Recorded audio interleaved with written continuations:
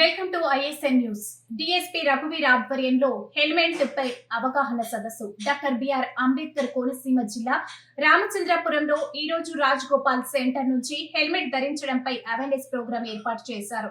ఈ సందర్భంగా డిఎస్పీ రఘువీర్ మాట్లాడుతూ రామచంద్రపురం, ద్రాక్షారామం, పామారు, అంగర, మండపేట, రాయవరం పోలీస్ సిబ్బంది పాల్గొని రామచంద్రపురం నుంచి మండపేట వరకు ర్యాలీని నిర్వహిస్తున్నామన్నారు.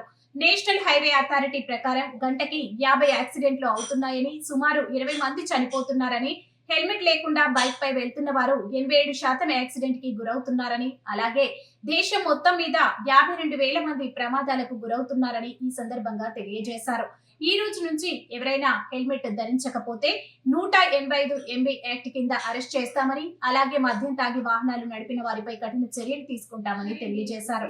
ఈ కార్యక్రమంలో Ramachandrapuram CI Venkataramana, CI Doraraju, SI Nageswararao, Pamuru SI Jani Basha మరియు Mandapeta rural SI Suresh Babu, police సిబ్బంది పాల్గొన్నారు.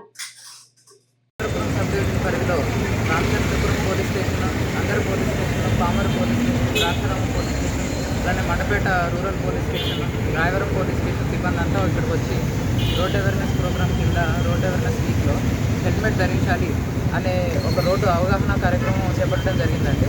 రామచంద్రపురం సబ్ డివిజన్ పోలీసు మిత్రులు, మీడియా మిత్రులు, కాలేజ్ స్టూడెంట్స్ అందరూ కలిసి ఇది చేపట్టడానికి ముఖ్య కారణం, మనకి స్టాటిస్టిక్స్ చూసుకుంటే నేషనల్ హైవేస్ రిపోర్ట్ ప్రకారం గంటకి 50 యాక్సిడెంట్లు జరుగుతున్నాయి. ఆ జరిగిన 50 యాక్సిడెంట్లో కనీసం 20 మంది చనిపోవడం జరుగుతుంది. బైక్ యాక్సిడెంట్స్ చూసుకుంటే సంవత్సరానికి 87% బైక్ యాక్సిడెంట్లో హెల్మెట్ లేని కారణంగానే చనిపోవడం జరుగుతుంది. కనీసం 52,000 మంది మన ఇండియా మొత్తంలో హెల్మెట్ లేని కారణంగా చనిపోవడం జరుగుతుంది. దీని దృష్ట్యా హెల్మెట్ ధరించాలని, హెల్మెట్ యొక్క ప్రాముఖ్యత అందరికీ తెలియాలన్న ఉద్దేశంతో ఈరోజు పోలీస్ వారు ఈ అవగాహన కార్యక్రమం చెప్పడం జరిగింది.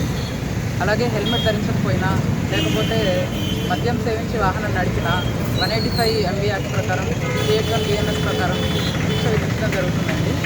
ఇది అవాయిడ్ చేస్తూ మనం హెల్మెట్ ధరించి మన ప్రాణాన్ని కాపాడుకుంటూ బైక్ నడపడం చేస్తే మంచిది. మనము అనవసరమైన ఖర్చు ఎన్నో చేసుకోవాలి.